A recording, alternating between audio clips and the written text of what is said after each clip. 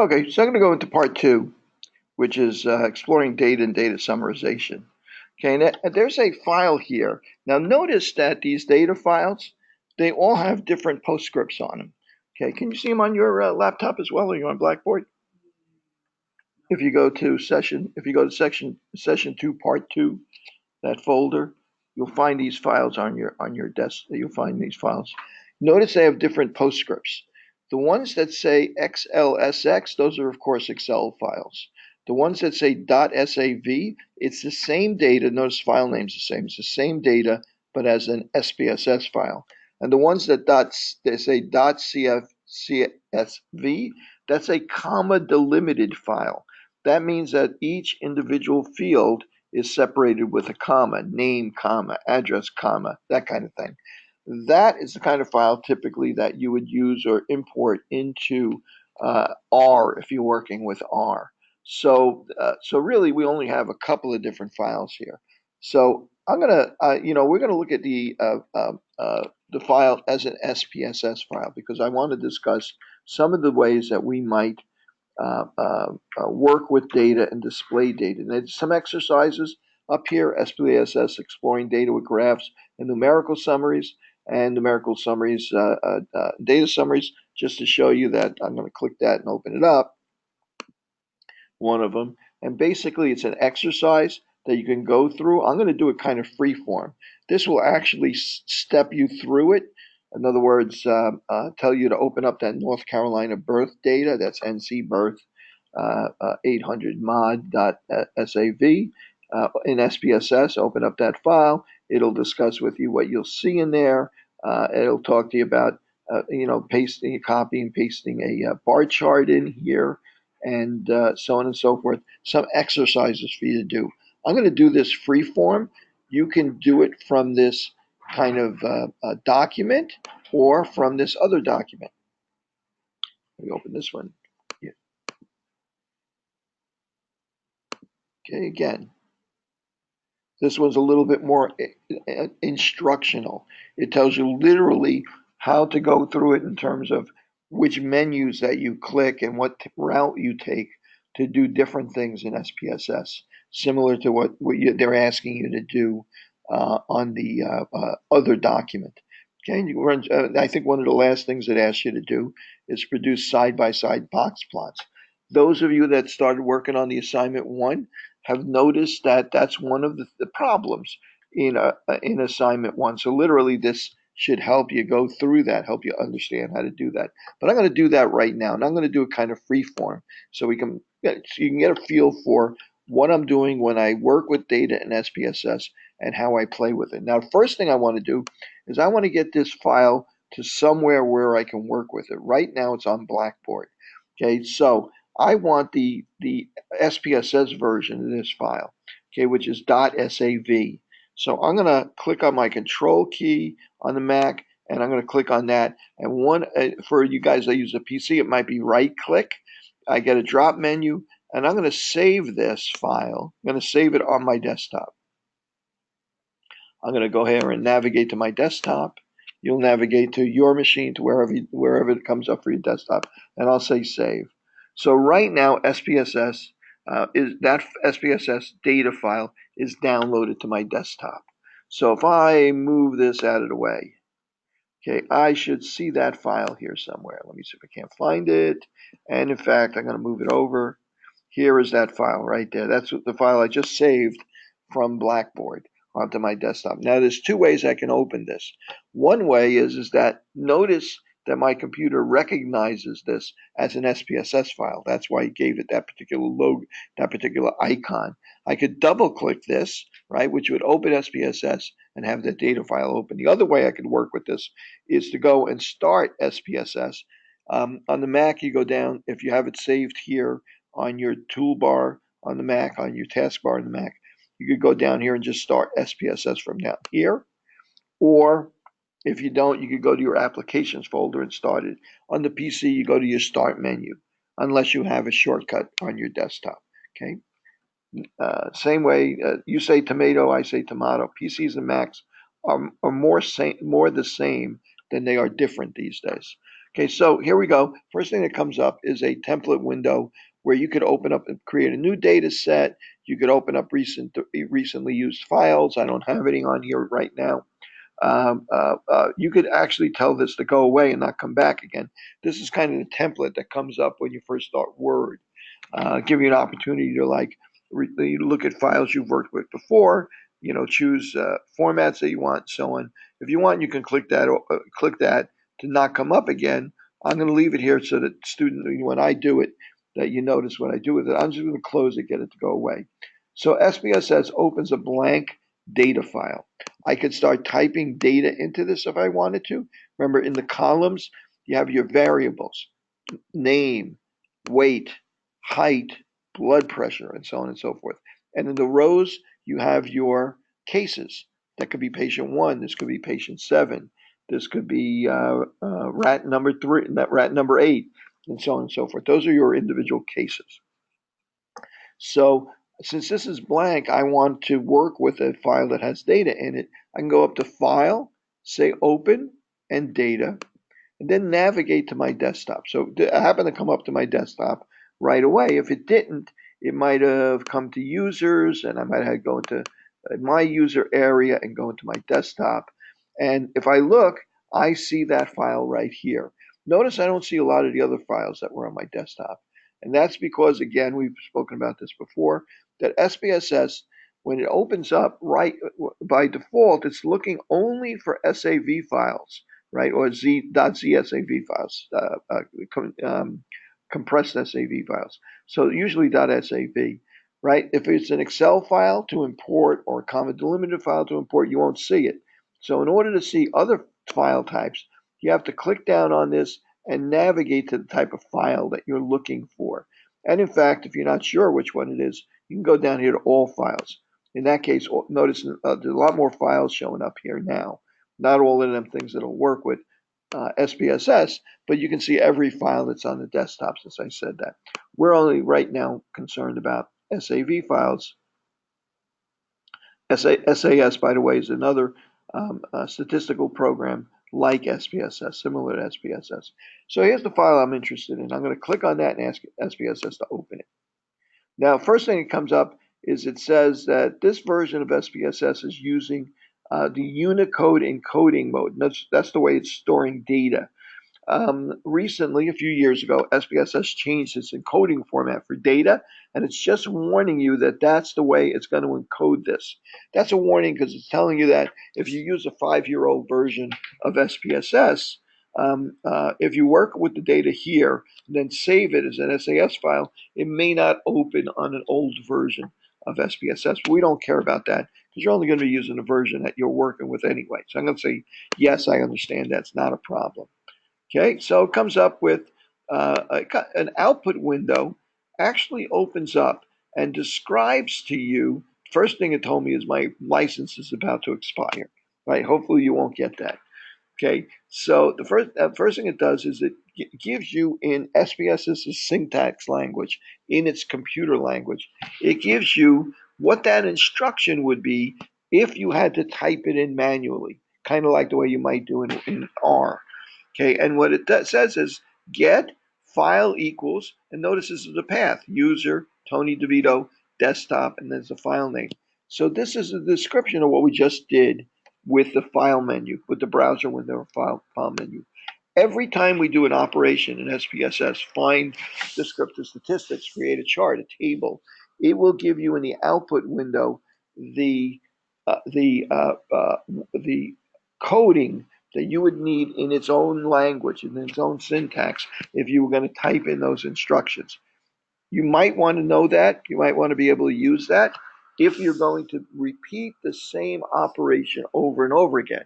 So you want it as a program rather than something where you have to repeatedly, in other words, you could save that, go through very many operations and save that whole syntax file and then just run it with a new set of data if you're going to do the same analysis on a new set of data. So there's reasons why you might want to know how to do that. For our purposes, again, for this course, you're probably not going to have to learn or worry about the syntax language at all, but just so you know that it's there. Okay, so now it creates that output window, but it also opens our data window. And notice our data window has all of the stuff that we might be interested in terms of statistics about a birth. Now this has 800 births. Okay, this is 800 births that took place in the state of North Carolina during a calendar year, maybe 20 years ago. I don't recall where this data came from exactly, but that 800 is a random sample of all of the births in North Carolina. There might have been 100,000 births in North Carolina that year. So it's a random sample. So this is a sample, not the actual entire population of births itself. And each one of these columns represents something of some measurement, some statistic that involves each one of these particular births. Okay, so these are the variables. First one is plurality. Anybody want to hazard a guess what plurality means when you were talking about birth? How many? How many infants were born? Right, exactly. So yeah, one plurality of one means only a single infant. If we had a two, it was twins, and so on and so forth. Okay, and the next is sex. Obviously, not the sex of the mother, sex of the infant. Right? MH, you can imagine, means mother's age. Weeks is weeks of gestation, and so on and so forth. So we can kind of deduce from these columns, the variable names at the tops of these columns, what these things may represent. Marital, right? Marital status, most likely. Race mom. Well, it sounds like race, but we're not sure exactly how that is. His mom, his mother, Hispanic maybe? Gained, right? Well, maybe the weight gained, whether the mother smokes, whether the mother drank during pregnancy. T ounces. What might that T represent? We're not really sure. So what we're going to do is we have two views of this data. One is this data view, where we actually see each individual case, each individual infant in this sample of 800. We can also click down here and go to the variable view. We can click back and forth, data view, variable view, data view, variable view. You can also toggle that by going up to view at the menu at the top. I presume you can see that, right? Is that visible? It's not. Is it visible? Yeah, it is visible to you guys, right? That's the screen that they're seeing. Online. In the middle? Oh my goodness! You guys got to warn me about this stuff. Maybe you did. This is in the way. Okay, that's just a remnant from when we started up GoToMeeting. They saw that on GoToMeeting and they had to click it away. I didn't realize it was up there. Okay, sorry about that, guys. So at any rate, we're in the variable view. Now you could also get there by going to view and going to toggle to data, or view and toggle to variables. So I'm going to look at the variable view right now. So for the plurality, right, that is identified as a nominal variable. It's really a scalar variable, right? It's a number of infants that were born in that during that pregnancy. And there is, as we go across, the variable name, the variable type. Okay, almost a lot of them will be numeric, because even if we're describing gender, we may label that as a one or a two instead of male or female. Okay, and we'll deal with how we work with that. This is the width, how much space is reserved for that information, how many decimal places we want to preserve for that information, like for blood pressure, maybe one decimal place or two decimal places, or blood lead level, and so on.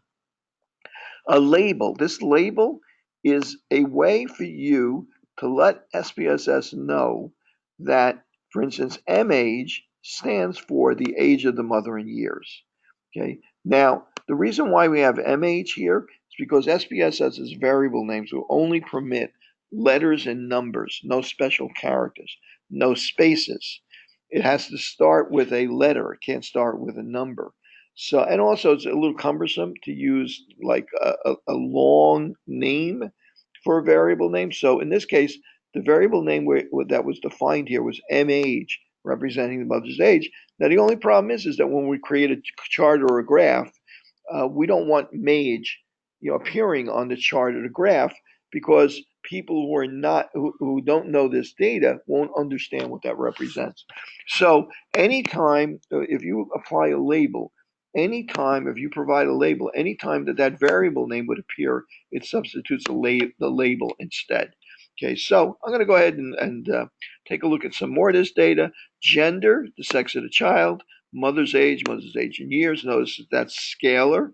Notice the gender of the child is nominal. However, it's nominal, but it's represented by a 1 or a 2. So I'm going to go over here to values. And you'll notice that if I'm working with a nominal variable, like gender, right? If I click in here, I get a little square box here that I can click in further. And it comes up and it tells me that 1 represents male and 2 represents female. So if I go back to my data view, right now, if I go into sex or gender, I can see male, female, male, female. The real numbers that are stored in here, I can go over here and say, turn off the value labels. So 1, this is a female child, this is a male child. I'm assuming that. I don't remember which one's which right now. Male, female, male, male, male, male, female, female, and so on and so forth. We can turn on the value label so we can actually see what they represent. The reason why SPSS knows this is because you have let it know by filling in a value for that number, which is actually what was inputted. That's called coding, by the way. We're coding this data set. Okay, and so on. So completed weeks of gestation. Okay, completed weeks, marital status. Well, let's see what marital status is. 1 represents married, 2 represents not married. It might have had more values, divorced, separated, so on and so forth. In this case, it only had 2. Race of the mother. This has 8 different values that are possible, right? That's a nominal or categorical variable. 8 different categories. Mother of Hispanic origin. It might be, there's more data that further refines that information. Weight gain during pregnancy, right? That's numeric, right? That's in pounds. That's numeric, so we don't have to define a value for that. It's intrinsically a value, and that's a scalar variable, and so on. Weight of the child in ounces is what T ounces represents. T grams represents the weight of the child in grams, and so on. So I'm going to go back to the data view. So we may be interested in communicating what we see here, what this information is, to another statistician, to another researcher, and so on and so forth. Well, this is one way to do it, but it's pretty tedious trying to figure out, what we know about the mother's age, for instance, by looking at all of these numbers in this kind of weird spreadsheet or ledger format. So we want a way to communicate what's going on here. We may want to communicate how many female children or male children were born in this population, since this is a random sample. Well, let's see what we can do about that. For instance, let's see if we can't create a table that'll tell us how many male children were born, how many male infants were born, how many female were born in this random sample of 800. Okay, so I'm going to go up here to analyze, and most of what we're going to be doing is going to be we're going to be working from analyze. Okay, we might be working from graphs occasionally, but when we analyze very frequently, we'll be creating graphs in there as well. So I'm going to go into analyze. Our first stop is usually descriptive statistics. When we're working with a nominal or categorical variable like gender, we're usually looking at frequencies. How many males, how many females, right? We're not looking at an average of males and females, like 1.25. If we average all the ones and twos, we get a number like 1.45. But what would that mean, really? Really, there's no 1.45 average male or something like that, or female. So we deal nominal variables. We usually deal with frequencies. I'm going to go into frequencies. SPSS, because you're working with a lot of variables in this data set, it needs to know which variable or variables that you're interested in working with at that point. So number of children is, the gender of the child, sex of the child, is what I'm interested in right now. So statistics, these quartiles, mean, median, they really have no meaning for a nominal variable. So I'm going to ignore them. However, there are charts that I might be interested in. For instance, I might want to see a bar chart so I can see the relative number of male and female children. So I'm going to go ahead and ask it to go ahead and organize this data for me. So when I click that, OK, SPSS now reopens that output window. Everything we do on SPSS is going to create a chart or a table in that output window. So you have two windows, data window, which has two views, data variable, and the output window, which is a separate window. Okay, let me get back to that. So let's see what we accomplished here. Well, we got a table that tells us that there are 800 valid cases here. We knew that kind of at the start. Okay, and that there were 418 males and 382 female infants born. Okay, and this is the cumulative percentage and so on. We're not really particularly interested in that right now, but I can see that in this population, it appears that there were more male infants born than female infants. That might be a little bit off base. I'm not sure that this was a really good random sample, but who knows? Right? Usually, I think is that true? Is that well, females live longer, so maybe it is more males than females. Somebody might want to research that for me at some point. Right? So we can actually see from this bar chart how many children were male or female relatively. So you have this table that you can use to describe this, but you also have a chart that you can use. If I had wanted to, I could say analyze descriptive statistics frequencies, and I could ask it to, instead of creating a bar chart, create a pie chart for me and label it with percentages instead of numbers, and say OK. And it creates that table again, and now we can see the relative percentages on a bar chart, for instance. Okay, so everybody okay with that?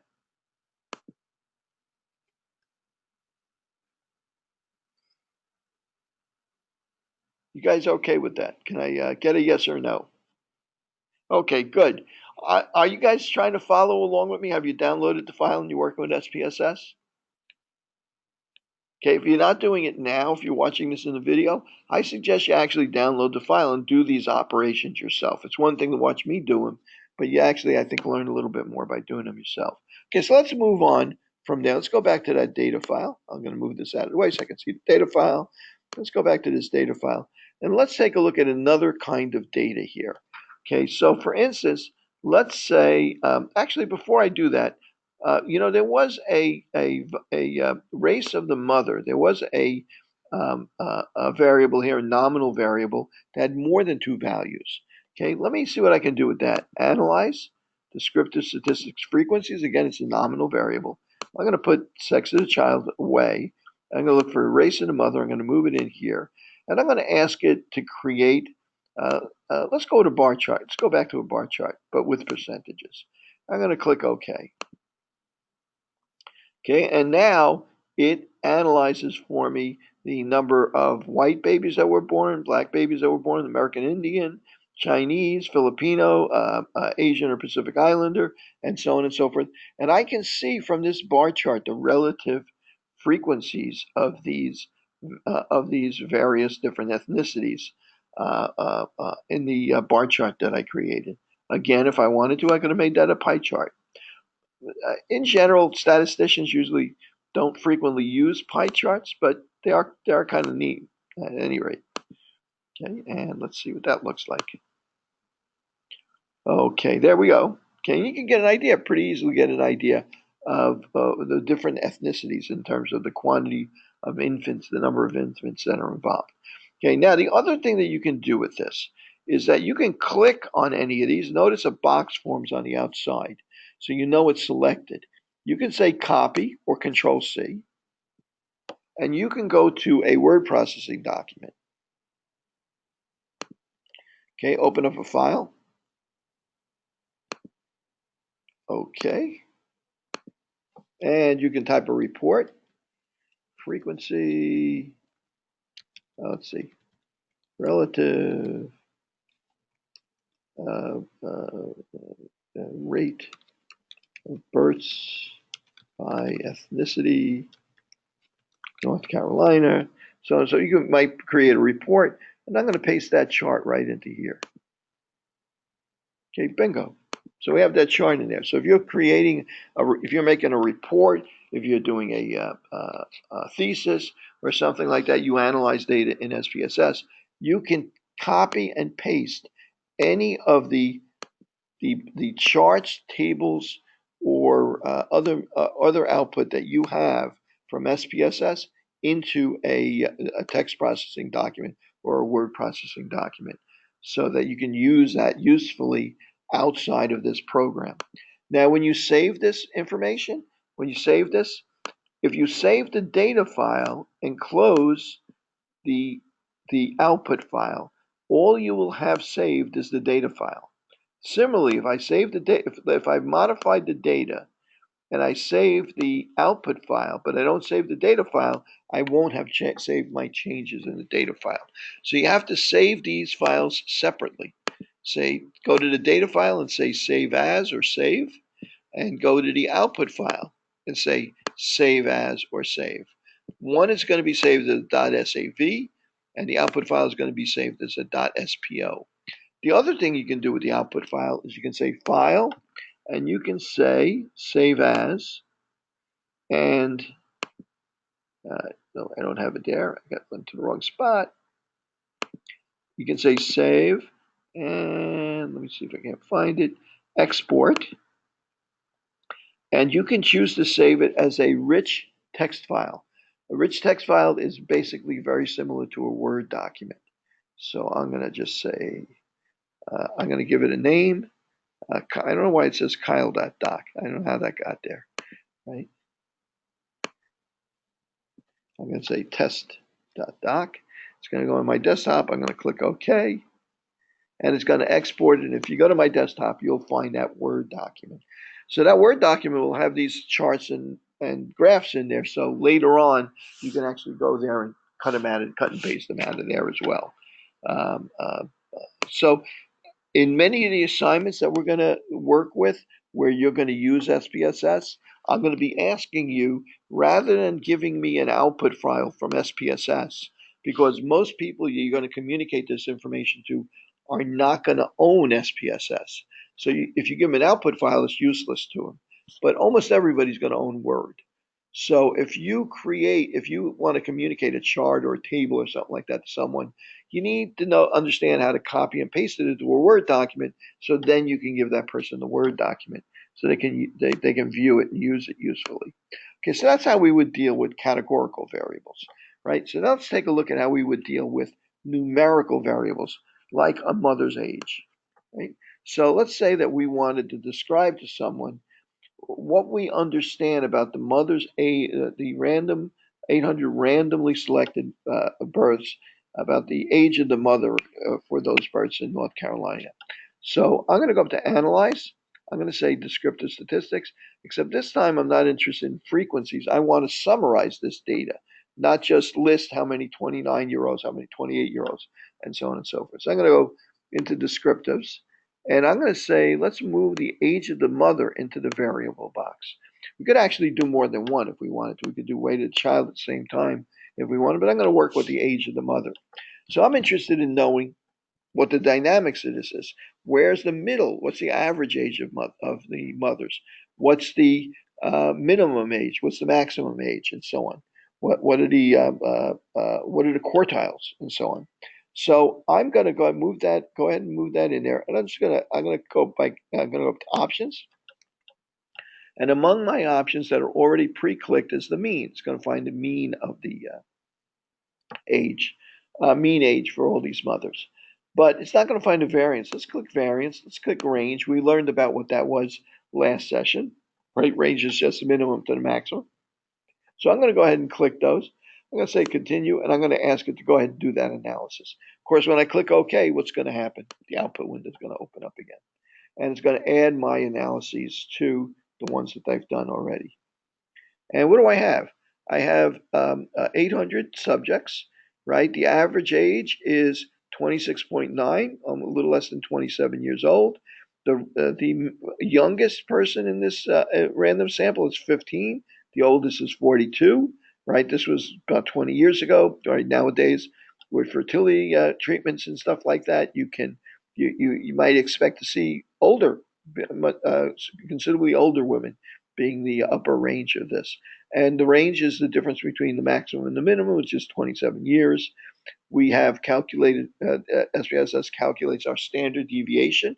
Remember how we calculated that? We found all the differences squared between the means and each individual value, 26.92 in each individual age, squared it, added up all the squared values, divided by the sample size minus 1, degrees of freedom. That gave us the variance. Then we took the square root of the variance, and we got the standard deviation, which is about 6.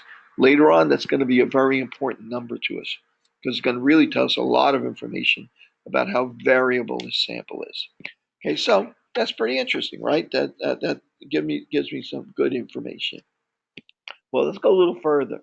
Let's say we want to display this information graphically.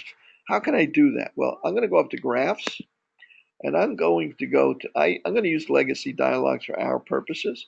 And one of the ways that we would display this is, since it's age, and age is a continuous number, not a bar chart, but we would use a histogram to display this.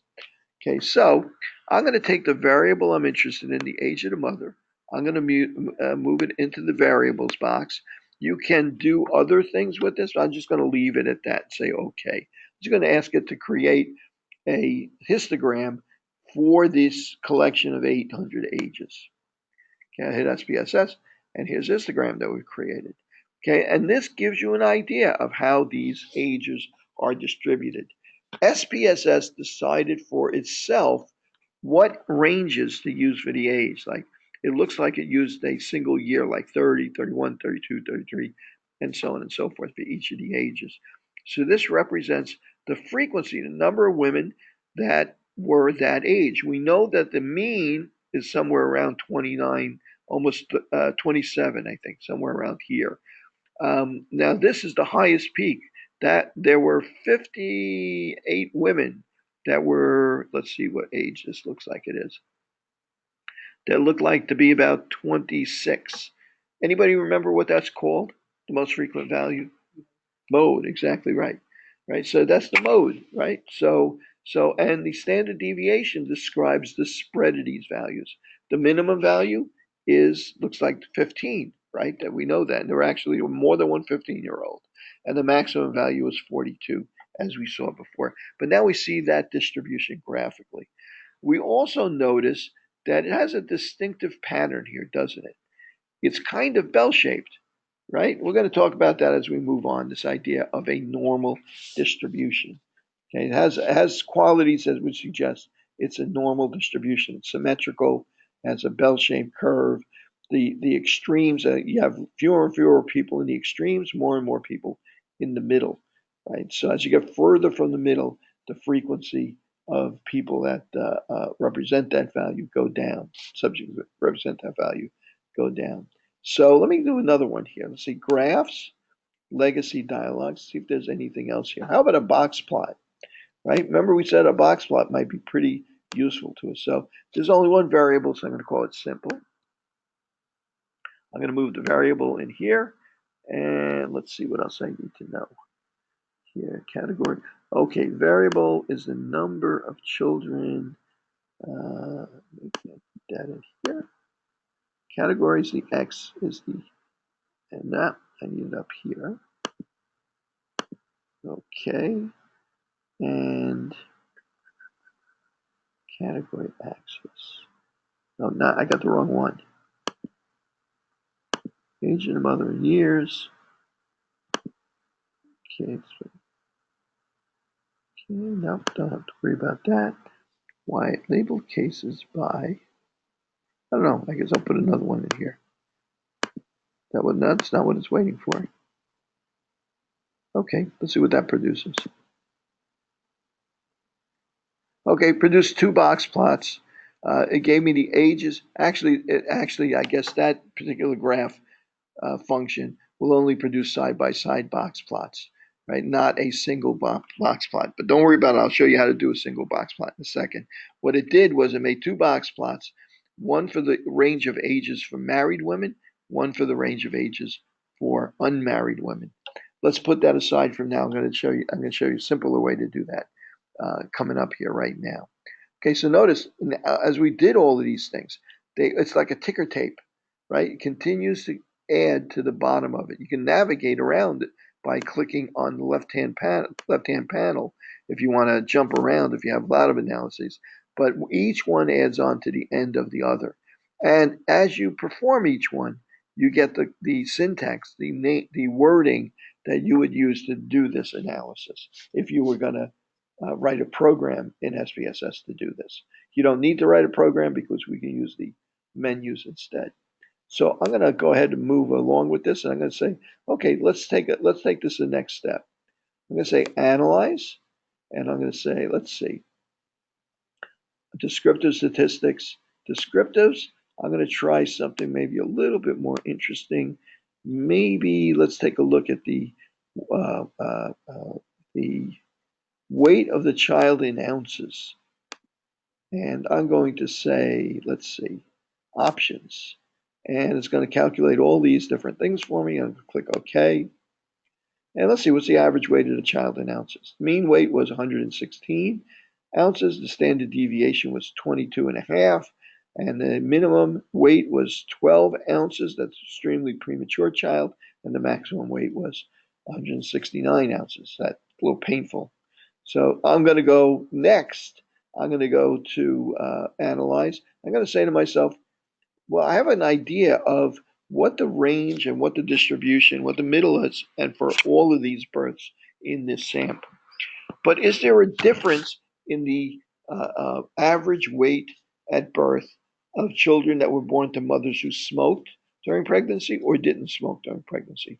Remember, this data is from 20 or 30 years ago, so there might be a number of women that smoked during pregnancy. Let's go to analyze. Again, descriptive statistics. Now, we want a descriptive statistics. We want mean, standard deviation, so we can compare the two groups. However, if I click into this, I only can have the opportunity to do the analysis for all the children together. I can't break them up into two groups, mothers who smoked, mothers who didn't smoke. Okay, you can't see me moving Brian can see me moving my hands here, right? Unfortunately, you guys online can't see that. Okay, so I'm going to say analyze. I'm going to go to descriptive statistics. I'm going to go take the next choice, which is explore. It gives me a few more options. Still for numerical variables. Remember, frequencies, categorical variables. Descriptives, numerical variables. Explore allows us to do some more than descriptives with numerical variables. Okay, so now in this case, you'll notice an extra box down here. So I'm going to move in. What I'm interested in is the weight of the child. Where is it? The weight of the child in ounces. I'm going to move that in here. You may notice that it's cut off, but if you hover over it, you will see what it is. This is the weight of the child in ounces. Okay, so I want to break that up into two groups, mothers who smoked and mothers who didn't smoke. So factoring is another way of breaking things up. So I'm going to go in here to the variable that represents smoked during pregnancy. I'm going to highlight that and I'm going to move it into the factor list. SPSS now will calculate all the descriptive statistics for mothers who smoked, separate from the ones who didn't smoke. So I'll get two groups of statistics. While I'm at it, okay, I'm going to ask it. So it's going to do all of the descriptives at once. Don't worry about that 95%. We'll get to it later. We also wanted to plot, say, a histogram for us. Okay. In addition to a histogram, we might want a box plot. I don't see a box plot on here. However, SPSS will, anytime we do this, SPSS is going to calculate a box plot for us. I'm going to click continue. I don't have to worry about it because it'll be automatically generated. So you have the choice of displaying just the statistics, the charts, or the descriptors and the graphs. So I'm going to do both. And I'm going to click OK. Okay, so look, what do we have here now? Well, there were 114 mothers who smoked during pregnancy. There were 684 who did not smoke during pregnancy. So we have a decent sample size here of women who smoked during pregnancy, right? Remember, this was a different time. Okay, so let's take a look at how that affected the average weight of the infant at birth. For mothers who did not smoke during pregnancy, it was 117 grams. For mothers who did smoke during pregnancy, it was 109 grams. So it appears that there is some impact from smoking on the weight of a child, right? That on the weight of a fetus when it's born. Okay, so that's interesting. As we move on, now the real question here is, number one, is this difference due to chance? Let's say that instead of smoking, we instead said we had a variable: mothers played dominoes during pregnancy, one and two, right? Now you would say to yourself, playing dominoes has nothing to do with the birth weight of a child, right? So if you ran this and separated this into mothers who played dominoes versus those who didn't play dominoes, and you're never going to get exactly the same weight, right? Because there's two samples, right? So anytime you do it, the weights are going to be different. This might be 120, this might be 19, 118, and so on and so forth. Never get exactly the same number. Question now becomes, is the difference that you see, is it due to chance, just because you took two samples and they're never going to come out exactly the same? Or is it due to a real difference that was caused by whether the mother smoked or didn't smoke? So as we move on through the semester, a lot of what we're going to be tasking ourselves with in statistics is understanding when we can say what the probability that we would be right or wrong in saying that this represents a real difference, in the birth weight of children when mothers, if a mother smokes versus if she doesn't smoke, and that it's unlikely or likely that that difference might be due to chance. We have to figure that out. That's what statistics is really all about. It's figuring out when you see differences and whether or not they're due to chance or not. Okay, so that's really what we're going to be looking at going forward. So 117, 105. So I'm going to move on here and notice here's our histogram for mothers who did not smoke during pregnancy, and here's our histogram for mothers who did smoke during pregnancy. This is called a stem and leaf plot for each of the two of them. All this represents is, let's say we had children that were 56 ounces, right? 56 ounces, 56 and a half ounces. Each one of these fives represents 56.5 ounces, zero point 0.6 ounces, 0.7, 0.8, 0.9 ounces, 67, and so on and so forth. Um, uh, in other words, it really represents the numbers stacked up by the last digit beyond 84, 81, 82, 84, and so on and so forth. So, I'm sorry, excuse me, I got this wrong. I'm looking at the wrong column. This represents 10 is the first two digits, and this is the third digit. So this would represent all of the children between 100 and 104 ounces.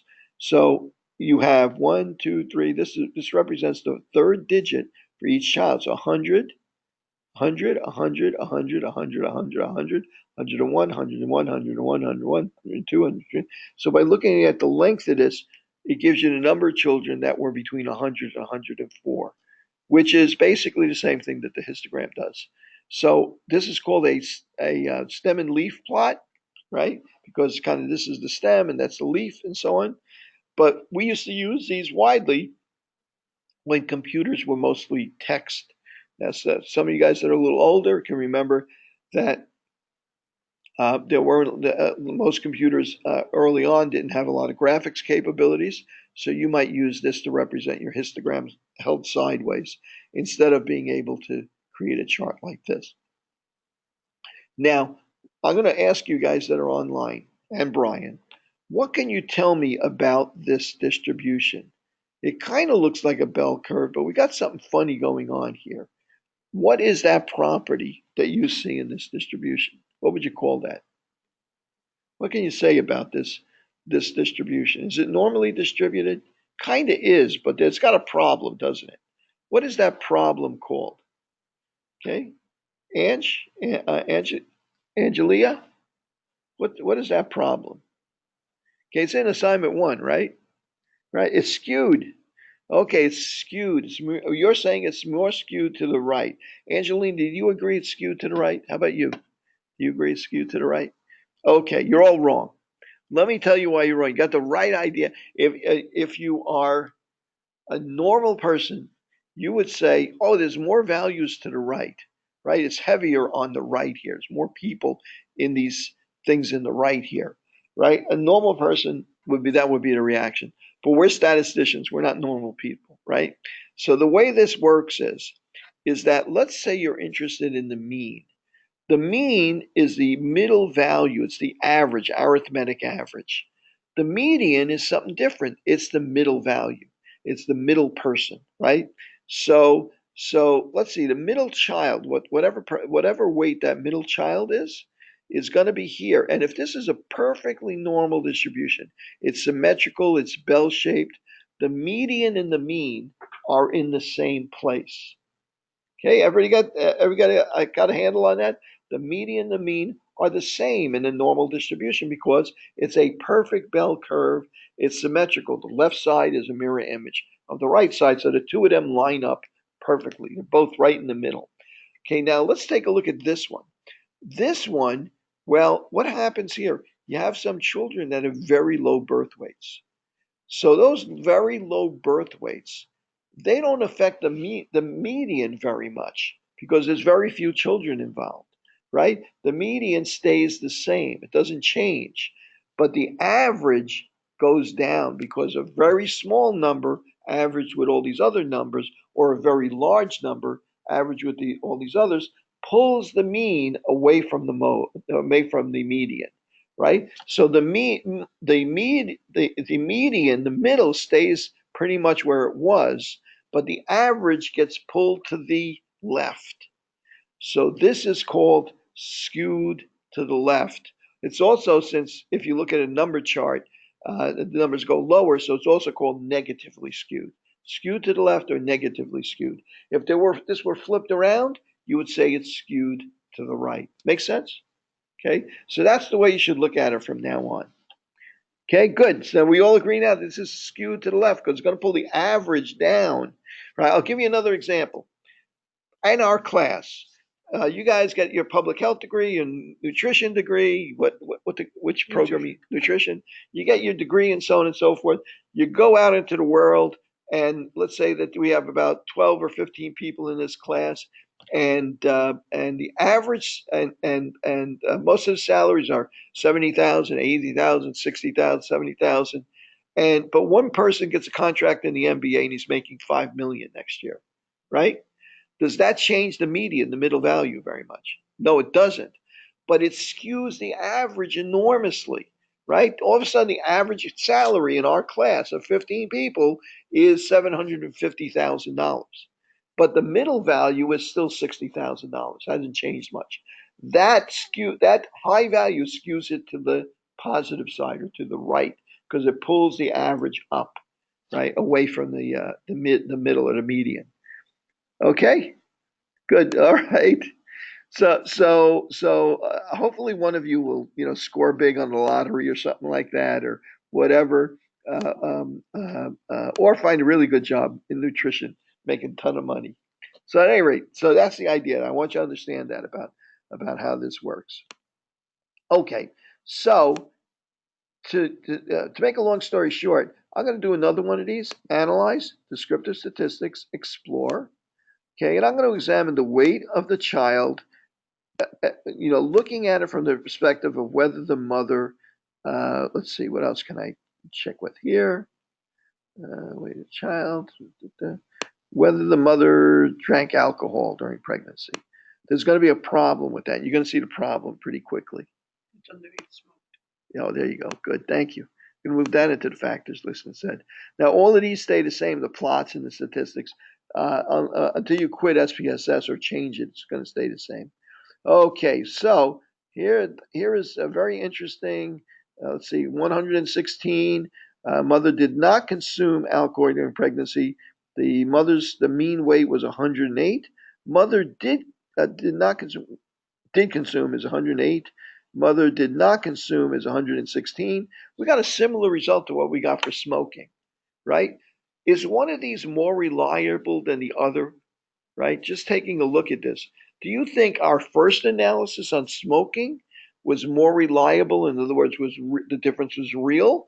Or do you think both of them were equally real, likely to be equally real and not due to chance? What do you think? I can see a problem with this alcohol one. Take a look it up there and see if you can see what the problem might be.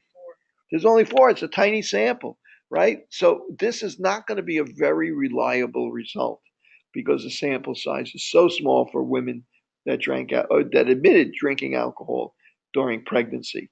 This is one of the things that's going to affect us later on as we move on into statistics and do a comparison like this and have to make a judgment as to whether or not the difference between our two groups is real, something that's a real health effect, or something that's just due to chance, right? It's going to be very hard to justify saying that alcohol, just based on this study, it's going to be very hard to justify saying that alcohol suppresses infant birth weights, because it's such a tiny, tiny sample.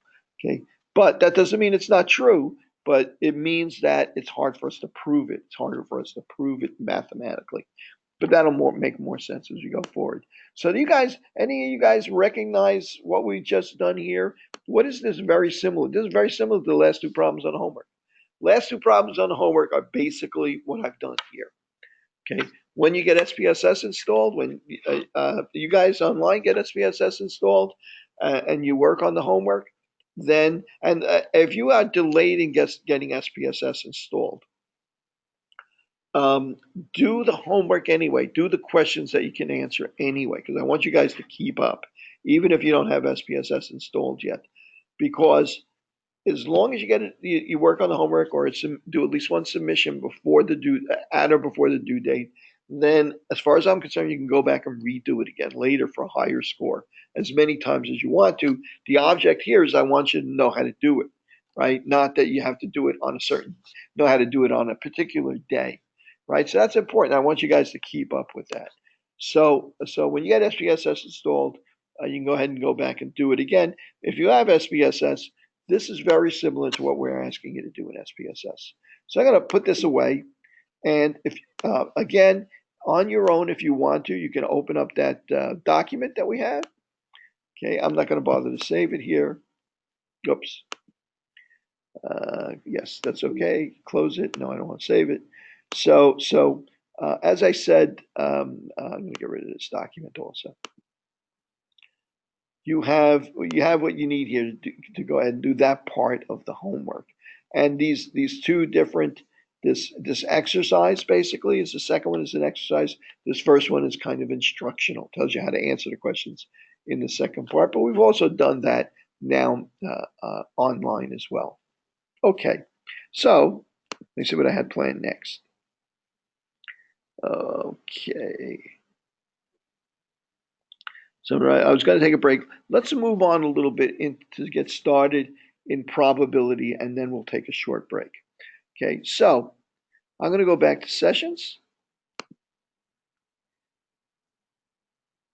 And I'm going to go back to the session folder for tonight. And I have a number of files that are in this second part here. Third part, excuse me, that I want to work with. And they're numbered. I'm going to start with number 1. Okay, it's a probability exercise.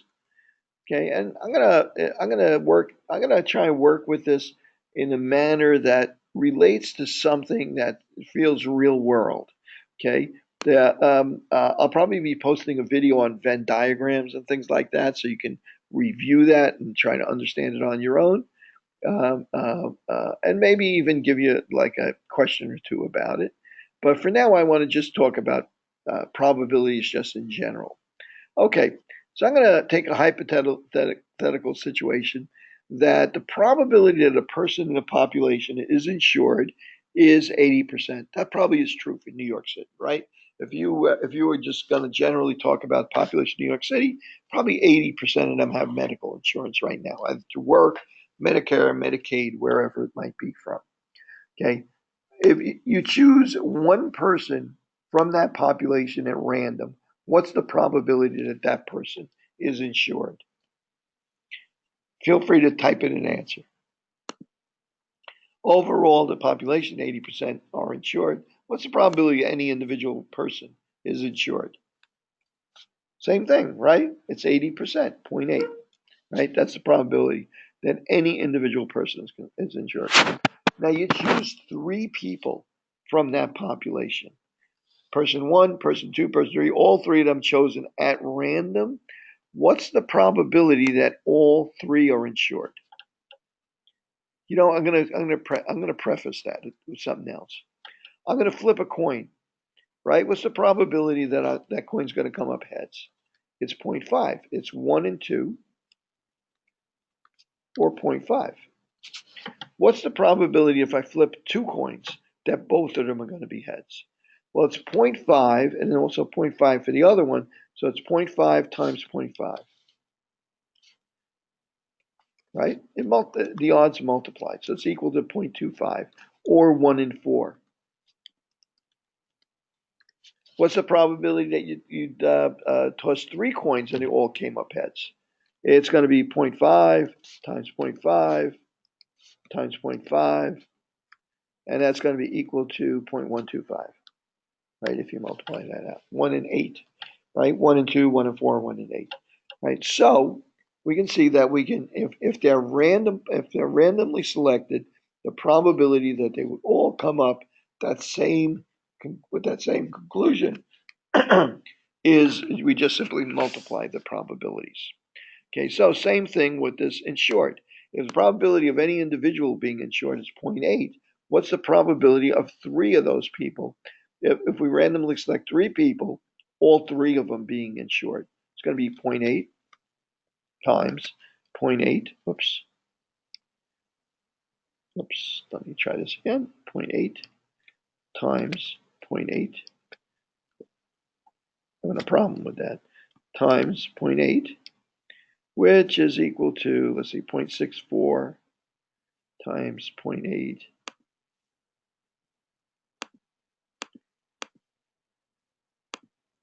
0.8 is about 48%. That's the probability that's equal to 0.48. Okay, that's the probability. Are we okay for that? 2.4? No, 2.4 is not a it's not going to be a probability, right? Because it's going to be a probability is going to be between 0 and 1, right? 1 means it's certain, 0 means it never happens. But any other thing in between that, it's going to be a probability. Okay, so it's going to be 0.48. Okay, good. So now you choose 10 random people from this population, right? What's the probability that all 10 are insured? Well, I'm not going to bother to calculate it, but we know it's going to be 0.8 times 0.8 times 0.8 times 0.8 times 0.8, or 0.8 to the 10th power, right? I can do that with Excel a little easier than I can with my calculator. I'm going to open up Excel just to show you that Excel really is kind of useful, even just using it as a calculator. It's even more useful if it opens quickly. Did I close it inadvertently? Oh, I must hit cancel instead of choose. Oh, I'm going to double the size of this, make it easy to see, and make a little window out of it. Okay, so equals 0.8 to the 10th power. In other words, multiply itself 10 times. How do we get to the 10th power? Use a caret like that, to the 10th power. And that is 0.10. I think that's right. Maybe it isn't, maybe it is. I guess it is. I think that's right. Okay, I hope it's right. Okay, so it would be about 10%. Probability, that doesn't seem right to me. 0.8, equals 0.8 times 0.8 times 0.8 times 0.8. I'm not going to go all the way through. Times 0.8, that's 5 times. Comes 0.32. If I do that twice, times itself, yeah, it's right, 10%, about 11%. Probability of getting all 10 of them insured is about 10%, 1 in 10, if that were to come up. Okay, so SPSS helped it. I mean, Excel helped us out there. So what's the probability? Now, I'm going to ask you a twist on this. What's the probability that if you choose 3 people randomly, that none of them are insured? Anybody want to hazard a guess on that? Let's see if they get it online too. Okay, guys online want to hazard a guess? Well, the probability of being, if you select one random individual, the probability of them being insured is going to be 0.8, right? 80%. I don't know where my cursor went there. Okay, is equal to 0.8. Probability that they're insured is 0.8. The probability of that person not being insured, if it's 80% he is insured, probability of his being insured is 20% or 0.2. So the probability of all three people, randomly selecting three people and none of them being insured, is going to be 0.2 times 0.2 times 0.2, right? So we could calculate it that way. 0.2 is times 0.2 is 0.04 times 0.2 is 0.008. In other words, 0.8% is the probability that that none of the three people would be insured, a little less than 1%. Okay, so all I did there was I just twisted the problem around a little bit, so we were working with 20% probability for each occurrence. And that wound up if for three of them to occur at the same time is 0.2 times the multiplication rule, 0.2 times 0.2 times 0.2. Okay, you repeat your sample of three people 1,000 times, and you find that 75% of the time all three people are insured. What does that suggest to you? Well, if we said that 0.8 was each individual, the probability of three people, you did a random sample of three people, probability that all three would be insured is going to be 0.8 times 0.8 times 0.8. I forgot what that was. 48%. Good, thanks. Equals 48%. 0.48 or 48%. Right? That's the probability that all three of them would be insured, right? So now you take a random sample of three people, right? Now maybe 2 out of 3 are insured. So it's, next one is 3 out of 3. So you find that 75% of the time all three people are insured. But if the population was really 0.8, you would think that you would get a result of 48% instead of 75%. So what does it suggest to you when you take a giant sample like that and you average it and you find 75% of the time all three people are insured instead of 48% of the time? What does that suggest to you? That something, well, either the data is wrong or your original assumption that the population 80% is true, right? 80%, that 80% are uninsured, or that your sample is not really random. In other words, that there's some bias in here. And what kind of bias might you run into here? Let's say you were stopping people randomly on the street, right? And you would say, okay, you three people come over here, picking you out because you just happen to be walking right now. Are you insured? Are you insured? Are you insured? Well, it's likely that there's a chance that maybe people that walking together are working together or are related. And if they're working together or related, it's more likely that they're probably insured together. So in other words, it's not really a random sample. So in other words, if you calculate that you should get that result 48% of the time, and it turns out when you do a very large repeated sample of it, you get it 75% of the time, then that suggests to you that maybe your sample was not really independent. You know, your random sample was not really independent people that you really sampled, right? Maybe a lot of them were married, part of the same family groups, and so on and so forth. So watch out for that. That's always a possibility. Okay, so let's move on from there.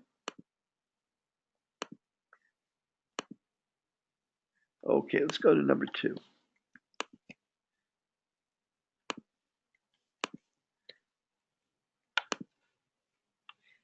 Okay, so now we're going to take a look at a situation where it's not quite as cut and dried. And you know, I want to get my graphics tablet out for this. Let me give this a try. So I can actually write. And this document kind of will give you a rundown on this stuff. But I think if I actually kind of do it manually, it might help out a bit more.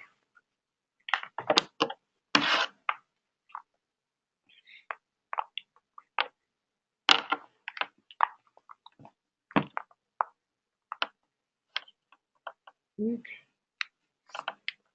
me get this plugged in here. I'm going to do this and then we'll take a break.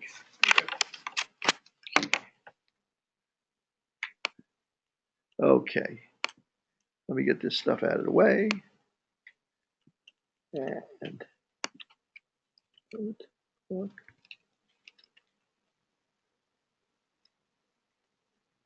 okay.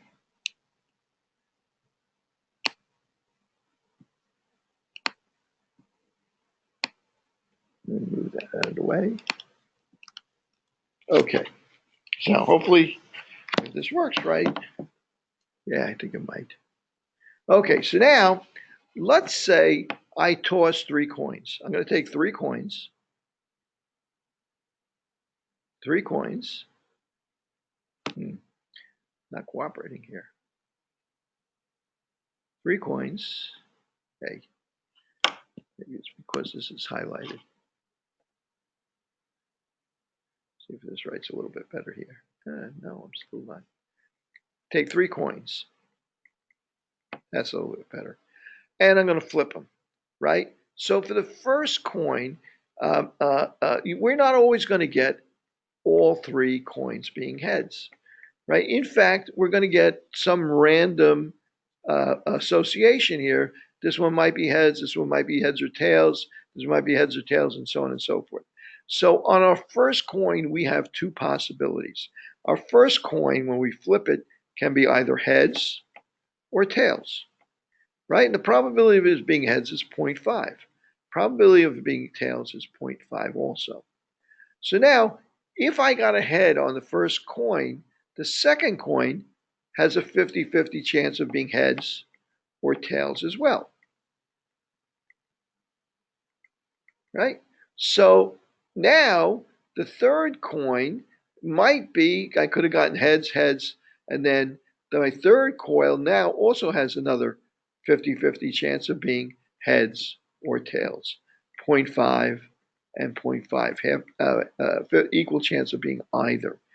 Now, similarly, had this first toss been heads and my second toss been tails, then the next coin could have been either heads or tails. Heads, 0.5, tails, 0.5. Well, how about if that first coin had been tails? Well, similarly, I could have had 2 possibilities, heads or tails, 0.5, 0.5. And then the next coin toss could, if we're heads, could be a heads, could be a tails, 0.5, 0.5. And if we're tails, could be heads or tails for the next coin as well. So there's a lot of possibilities here. You could get heads, tails, tails, tails, tails, heads, heads, heads, heads, tails, tails, tails, tails, tails, heads, heads, heads, heads, tails. There's a lot of different possibilities here. So how do I figure out what the probability of any particular outcome is? So if I flip 3 coins in a row, 1, 2, 3 coins in a row, okay, let's see, what's the probability that they're all going to be heads? Well, it's going to be 0.5 times 0.5 times 0.5, which is equal to 0.125. That's what we did before, right? What's the whoops, no, tell me I didn't lose that. There it is, should be right there. What's the probability that they're all going to be tails? Well, that's going to be 0.125, right? This is 3 heads, this is 3 tails. And that makes sense, right? It's equal probability that you get all 3 tails, all 3 heads, right? 1 in 8 in each case. Well, what's the probability you get any other combination, right? Well, this is where things are going to get a little tricky, right? You could have heads, heads, that last one instead could be tails. So 0.5 times 0.5 times 0.5 is 0.125. And what is that? That's 2 heads and 1 tail, right? Well, what's next? Heads, let's see, heads, tails, heads, right? That's 0.125. And what is that? That's also two heads and one tail. Okay, and heads, tails, tails, probabilities of 0.125. That's one head and two tails. And what about going down here? Tails, heads, heads, 0.125. And that's two heads and one tail. And tails, heads, tails, that's one head and two tails. That's 0.125. And tails, heads, tails, 0.125. That's, oh, did I get that already? 1, 2, 3, 4, 5, 6, 7. This is going to be tails, heads, heads. I lost track. I kind of got messed up here a little bit. Well, and that's going to be one head, two tails. I missed one up here somewhere. Long story short, there are going to be three ways for me to get two heads and one tail. That's going to be 0.375. One way to get three heads, three ways to get two tails and one head, and one way to get all tails, 0.125. What do you think all of these are going to add up to? Right, bingo, right? You guys online agree with that?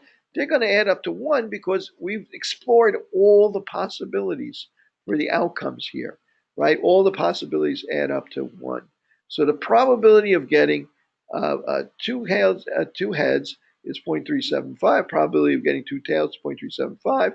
Probability of getting all three heads and is 1.125, and so on and so forth. These represent all of the possible outcomes, and they wind up adding up to one. So when we have a situation like this, when we take a random sample, like for our insurance, we could look at this as insurance also, except that instead of heads, heads might represent has insurance. Probability is 0.8. Probability of not having insurance is 0.2. Probability of having insurance is 0.8. Probability of not having insurance is 0.2. 0.8, 0.2. So you could work through this same example and figure out what the probability is of for three people having two that are insured and one that's not insured, or one that's insured and two not insured.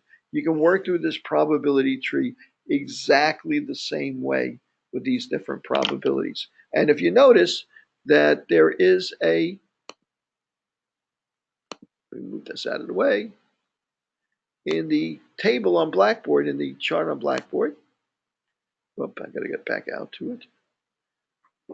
Did I close it? Nope. There it is. Okay. Whoops.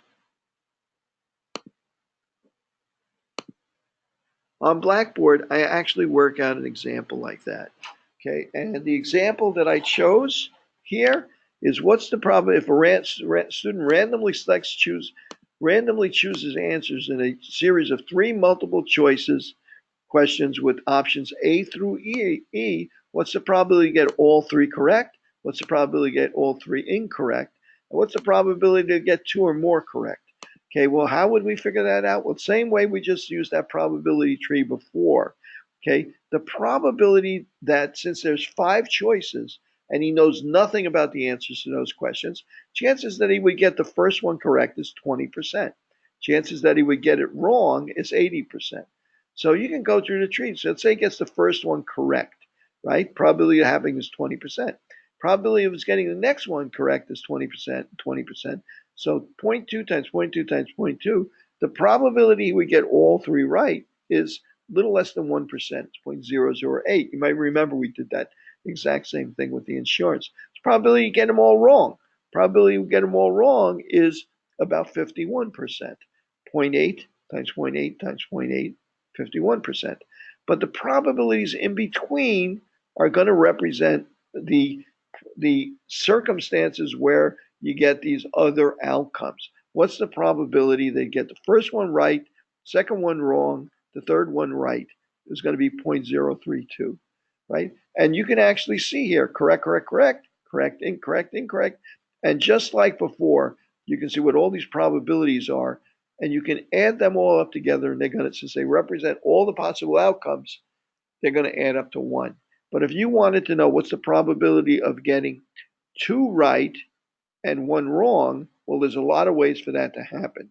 Correct, correct, correct, incorrect, correct, incorrect, correct, and incorrect, correct, correct, right? So it's three ways that it could happen. So you would have to add those three together to find out the probability of getting two right and one wrong, just like we did with the coins, probability of getting two heads and one tail, for instance. Okay, so you guys can play around with that a little bit, but I know it's a little bit confusing, but the idea here is that when we look at outcomes, when we look at random outcomes, right, they're governed by chance, right? So we're going to be looking at other things where chance is also going to impact us. And we notice that one of the places it can impact us is when we do a sample, a random sample, right? We may not always get a representative sample. The bigger the sample is, we may not get some. We might not always get something that exactly mirrors the population, right? But that's our goal. We want to, as much as possible, mirror the actual population that we're sampling from. So it's important that we sample as randomly as possible, right? And you guys got a bit of that in the video lecture about sample design. They discussed random sampling, clustered random sampling, and so on and so forth. The whole object is to represent the probabilities of things occurring within the population by using a sample, because usually you don't have the resources to analyze everybody or collect information on everybody in the population. So I'm going to suggest we take a break now for about 10 minutes or so. And when we come back, we're going to do something really interesting. I think you're going to find this part really interesting on diagnostic tests.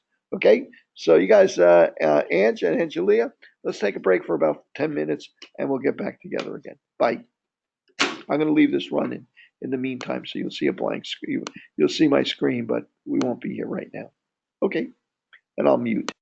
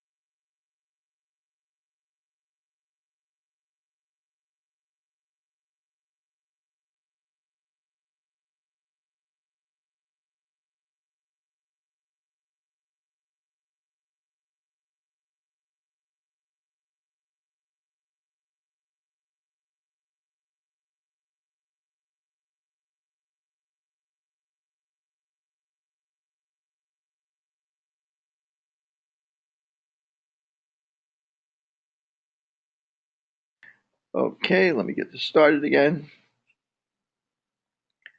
And share my screen again. Okay, guys, that was a short break. And hopefully you guys back at the your screens again. So let's take a look at the next thing that we're going to look at in terms of probabilities. Okay, so let me just open this up. Okay, so very quickly, I'm going to give you, we're going to take a look at something that describes what the likelihood of what is the likelihood of a randomly selected event in a population. So right here, I have a crosstab, a table that, can we see that? Can you see that? Okay, good. Yep, that's there. Okay, we have a randomly selected, we're going to randomly select an individual, for instance, from this population. Yeah, we know we want to, it's important to us to get random samples, unbiased samples. So we want to randomly select someone from this population. So what we have a table. Sometimes this in statistics call it crosstab, right? Or a contingency table. Okay, in the rows we have gender, whether a person is male or female. In the columns we have their marital status, if they're single, if they're married, if they're widowed, divorced, and so on and so forth. Then we have the totals of each of the populations by whether or not they're single, whether or not they're married, male or female, married, by gender totals, and we also have the totals based on their gender. So it's a total of 214 million people. Each one of these represent millions, right? So let's say, for instance, in this population I'm looking at now, if one person is randomly selected from this population, what's the probability that that person is divorced, right? Well, how many people in this population are divorced? Right? 21.7, right? Right? Oops, let me undo that. I need to push that over, right? And what's the size of the population? It's 214,000, 214 million. So in other words, the probability that a randomly selected person from this population is divorced is 21.7 divided by 214.2, okay, which is about 10%, right? Probability is 1 in 10 that that person in this population is divorced. Okay, now what's the probability that that person is male, that that person is male and divorced? Well, how many people are in this population are male and they're divorced? That's 9, right? 9 out of 214 million. 9 divided by 214 million. I'm not going to bother rounding it off. That's about probability of about 4%. What's the probability that a person is both male and a widower? Okay, well, we got to find somebody that's male and that they're widowed. That's only 2.7 million people out of 214. So that the probability that they're both is 2.7 divided by 214.2. Okay, and that's going to be a small percentage, only about 1.2%, 1.3% roughly. Okay, so that's pretty straightforward, right? That's how I would interpret this table. Now I'm going to ask you for something that's special in this case. Given that a person is male, what's the probability that he's married? Okay, here's males. Given that a person is male, what's the probability that he's married? Well, there are 63.5 million males in this population that are married. What's that? What probability is that? Okay, well, what do you think that would be? That would be, let's see, let me get my calculator back up here. Okay, that would be 65.3 divided by, did I get that right? 63.5. 63.5 divided by, what are we going to divide that by? You got the right idea. Now you guys online, I don't know if you heard that or not. What would you divide that by? Would you divide it by 214?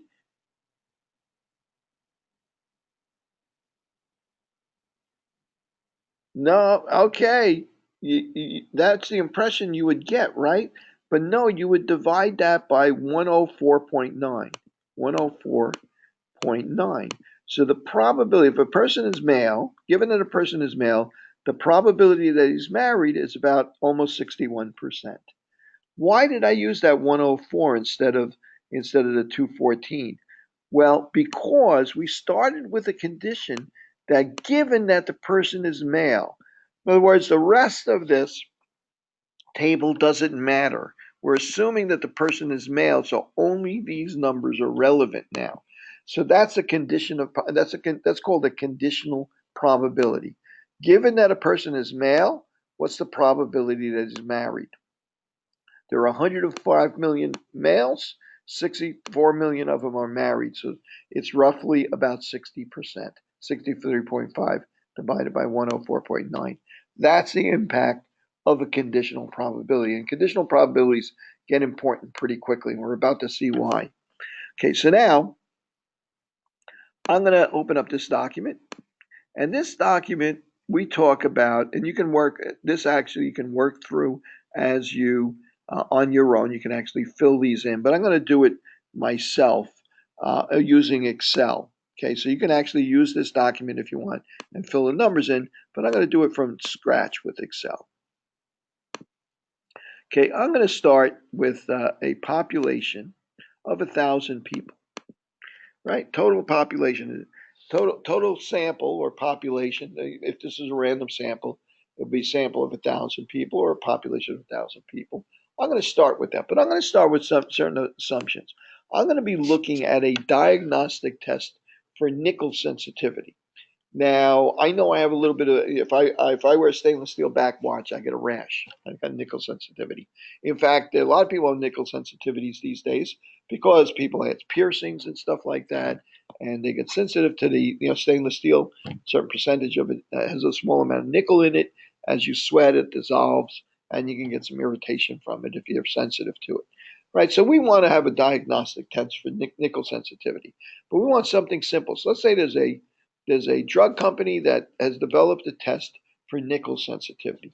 Now, I might tell you that the prevalence of nickel sensitivity in a population. What do I say? Do I give you a prevalence in this example? I want to stick with the same numbers. The sensitivity, specificity, and do I say? Oh, okay. Let's see. Go on. No, not so sensitive. Let's see. Looks like about 20% is the sensitive. Okay. Okay. Let me get back to that Excel sheet. Okay. So let's say 20%. The prevalence of sensitivity to nickel in this population is 20%. 20% of the people. 20% of the people in this population are sensitive to nickel, okay, or maybe have hay fever or something like that, whatever it happens to be. Pollen sensitivity, let's say, if we want to use that as an example. I'm just going to stick with nickel, but it's the same deal. So the prevalence is 20%. So out of 1,000 people, how many people would you expect to be sensitive to nickel? 200, right? 200 out of 1,000, 20% of those 1,000 people are likely to be sensitive to nickel. That means 800 are not sensitive to nickel, right, out of those 1,000 people. The column here represents whether or not they have the disease or not, whether or not, for instance, in this case, they're sensitive to nickel or not sensitive to nickel. The rows represent the results of a diagnostic test, right? So the way these diagnostic tests work is that sometimes they'll get it right. So when a person has the disease and they test positive, that's a true positive, right? Person who really has the disease.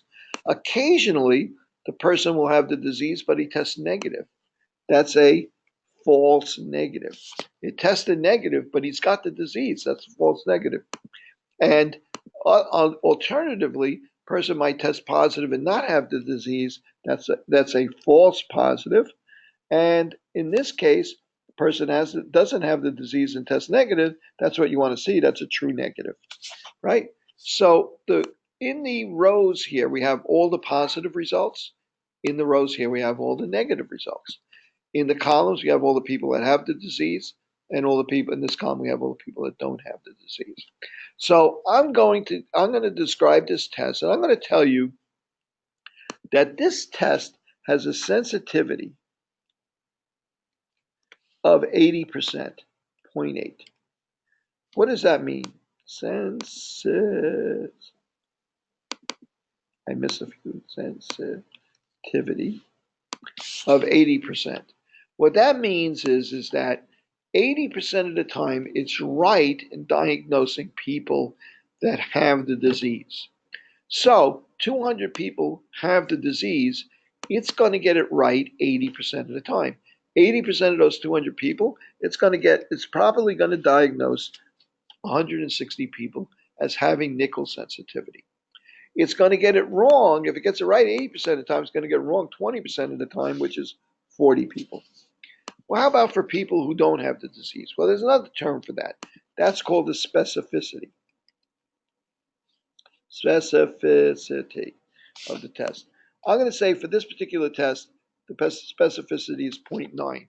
It's correct 90% of the time. Specificity tells you how often it's correct in telling you a person doesn't have the disease. Negative test was correct, right? Well, 90% of the time it will get it right, right? That means 90% of the 800 people will be properly diagnosed. So 90% of 800 is 720 people.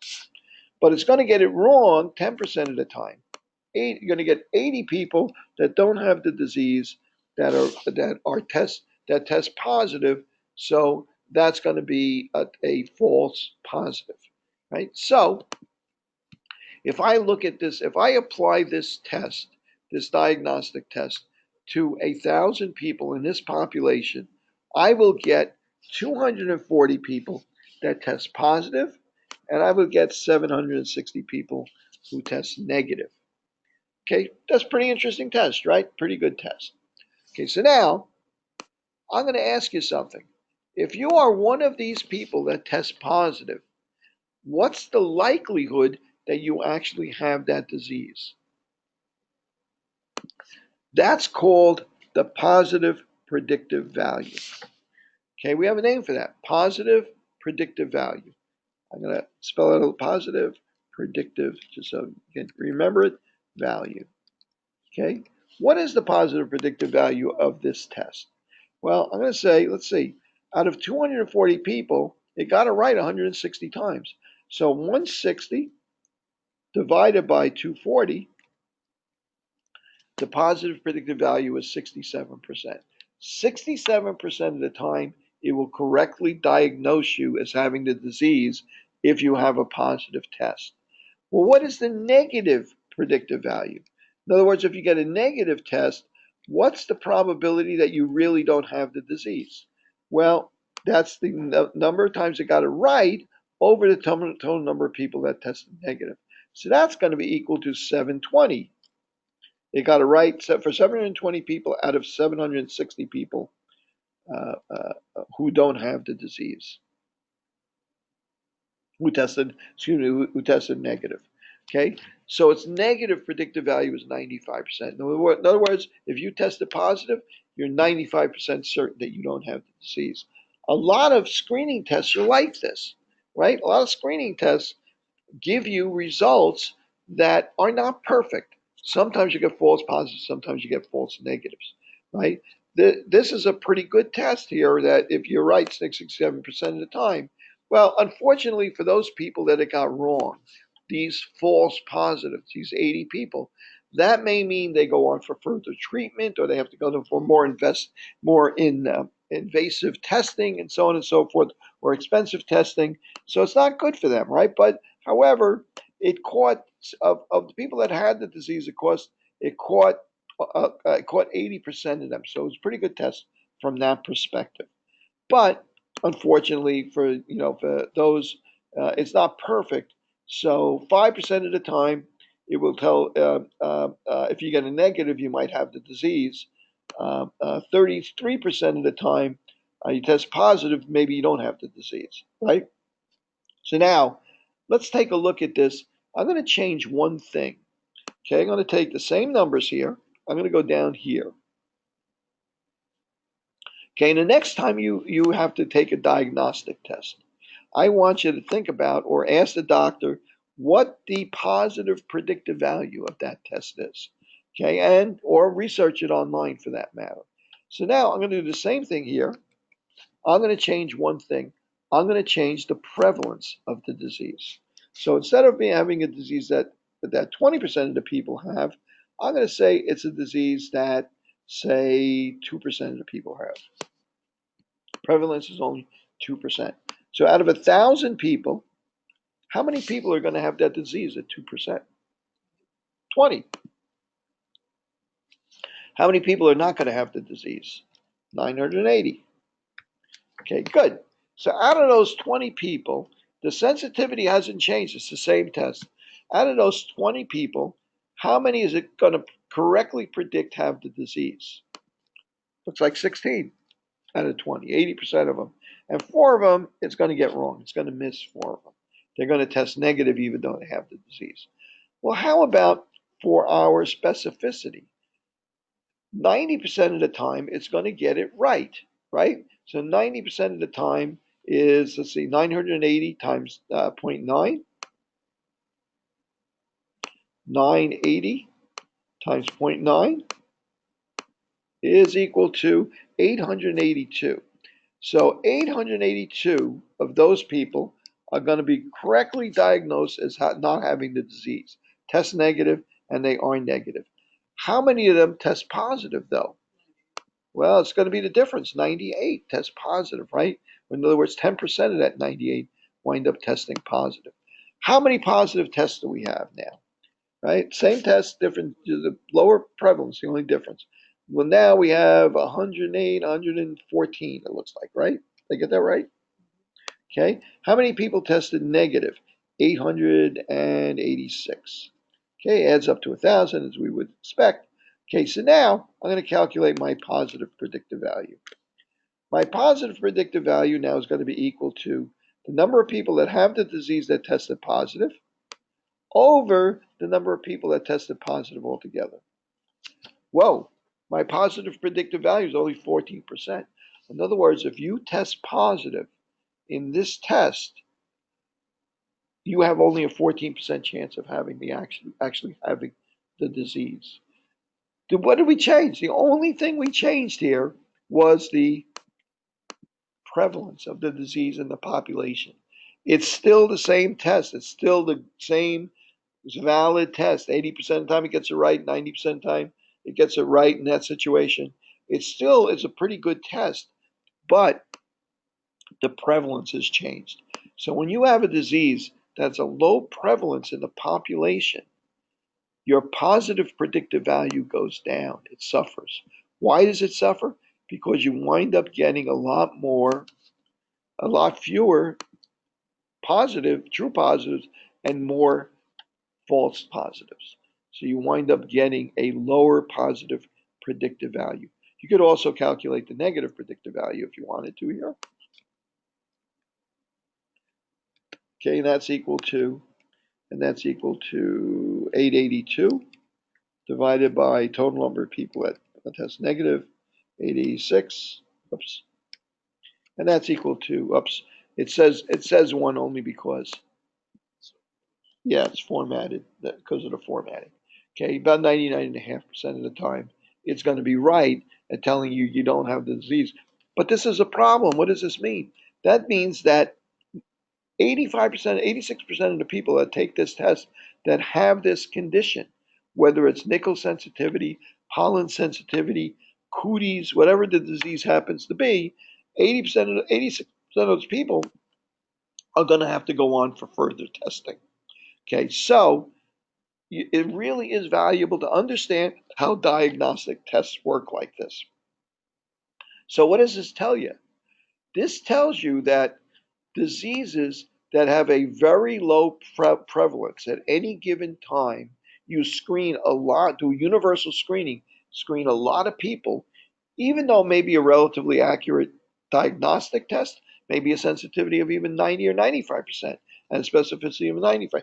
Even though it's got a very good sensitivity or specificity, when you have a very low prevalence disease at any given moment in the population and you screen everybody, well, then you're going to get a lot of false positives, positive predictive value. So, what does that tell you? Can you think of a test where that occurs, where this is a really big issue? Well, for females, how about pap smears? Right? Go to a doctor, you reach a certain age, right? Relatively few women in the population, very low prevalence in the population at any given moment of people having cervical cancer. But many women get a pap smear. So what's the problem there? You get a lot of false positives. Breast examinations for cancer, a lot of false positives. Not because the test is bad, but because the prevalence is low and you're screening a very large population. What about for males? What kind of tests can you think of for males where you screen a large population and with a very relatively low prevalence, and you wind up with getting a lot of false positives? Prostate, exactly. A protein-specific antigen test, right? PSAs.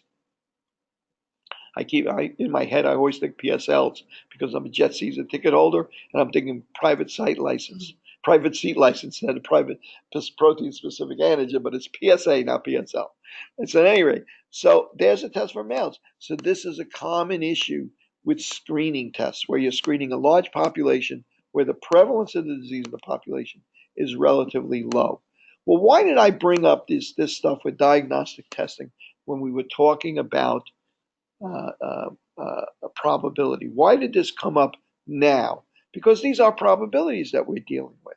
In fact, one of the ways that I might describe what these various things represent is the prevalence might be the probability of having the disease. Right? I might describe it that way. The probability of positives, I might describe it as the probability of testing positive. Right? And so on and so forth. Well, let's think about positive predictive value. How can I describe that? How about this? The probability that you have the disease, given that, and I'm going to use this thing called a pipe, a vertical line, that you test, probably have the disease, given that you've tested positive. That's called the positive. That's called a conditional probability. The condition is I'm only looking at people that tested positive. What's the probability they have to actually have the disease? And that's what this positive predictive value actually is. It's a conditional probability. Given that you've tested positive, what's the probability that you have the disease? Okay, so now you can do this, you can calculate this way by setting up a little table with sensitivity, specificity, and so on and so forth. There's another way for you to do this calculation, which I believe I can find for you here, I hope. And that is this Bayes rule contingency table. Let's see if I can find it here. Okay, and I'm going to have to blow this up a little bit so we can see it. One way is to use the table the way we used it here, and prevalence is the probability that you have the disease. The sensitivity is the probability that you test positive given that you have the disease. That's the way of describing sensitivity. Specificity is the probability that you test negative given that you don't have the disease.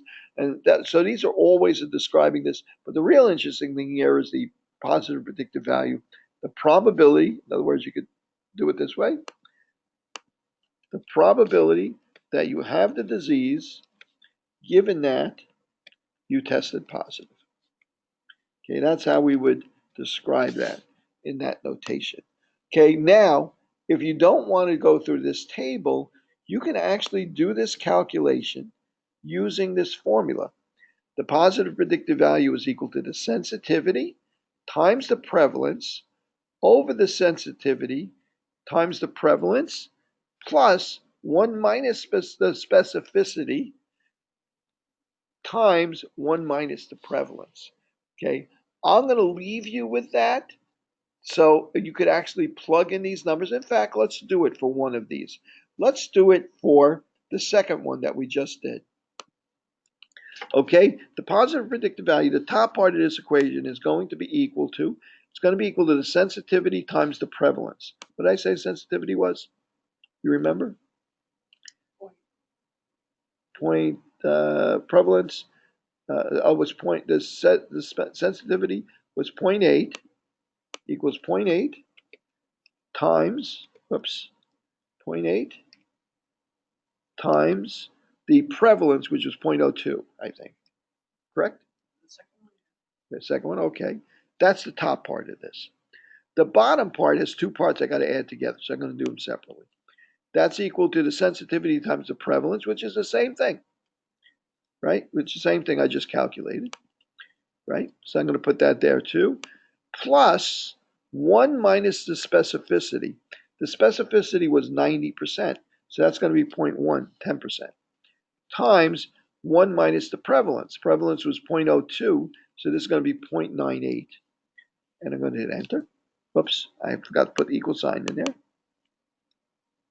That's the second. And then the bottom, you can see I add the two of them together, right? So if I do this calculation now, it's going to be equal to 0.16 equals 0.16 divided by the sum of 0.16 plus 0.098.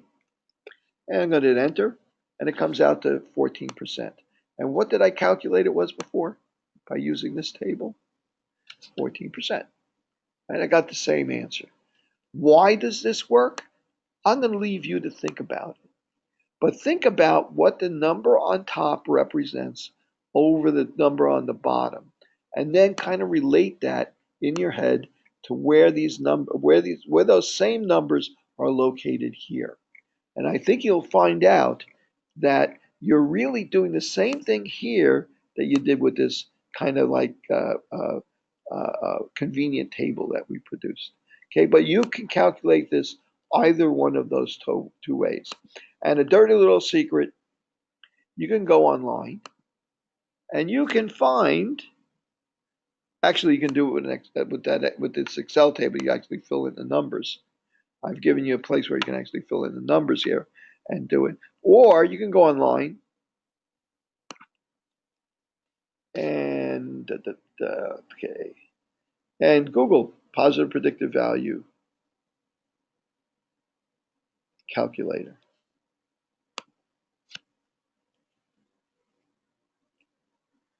Let's see if I can. Here, prevalence, sensitive. What was the prevalence I said? 0.02. Mm-hmm. Sensitivity was 0.8. Specificity was 0.9. 0.9. Calculate. And here we go. There's our probability will be positive, probably be negative. And here's a positive predictive value. It's 0.14. Right? So it'll do these calculations for you as well. Now, on an exam, you're going to want to be able to do it one of these ways. So you probably, when you get to first exam, we'll have an example like this where I'll describe to you, the positive predictive value, and, excuse me, the sensitivity, the prevalence, the specificity, and ask you to do it. So now I see some activity in the chat box. I feel so much better. The sensitivity always 0.8. No, actually, it's different for every test. For pap smear, it might be 0.9 and 0.95. For PSA, it might be 0.8 and 0.7. For